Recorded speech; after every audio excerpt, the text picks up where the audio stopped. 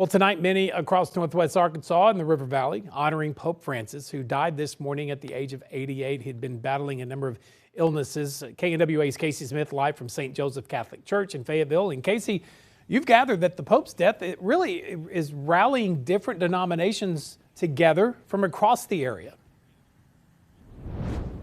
Yeah, that's exactly right, Doug. Father Jason Tyler from here at the church tells me that it's been nice to see that sympathetic support from even people who don't support the Catholic religion. One of those is Christian pastor Jim Moore, who says that the Pope's message of inclusivity is something that we can all carry throughout the rest of our lives despite his passing.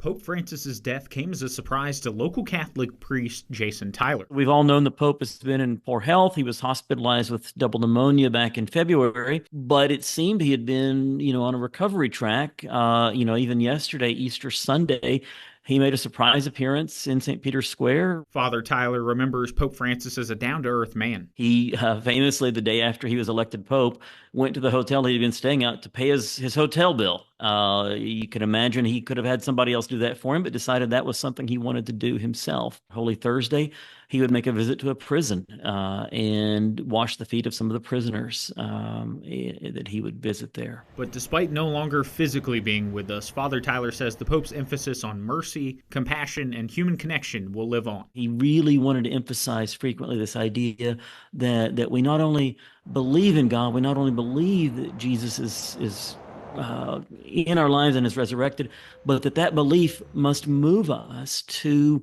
love our neighbor, must move us to be merciful toward others, must move us to be compassionate toward those who are most in need. Father Tyler says he appreciates the support from those who aren't Catholic during this time of mourning. Jim Moore, a pastor at Millwood Christian Church, is extending his sympathies during this time, saying the Pope's life serves as an example of how to support those who are grieving his death. Those of us who are not from the Catholic tradition certainly can take a lot from the Pope's approach and to love our neighbor as ourselves and to be present for our neighbor and to, again, really just kind of provide that caring soul and that caring heart for people, the way that he did and the way that he would want us to do.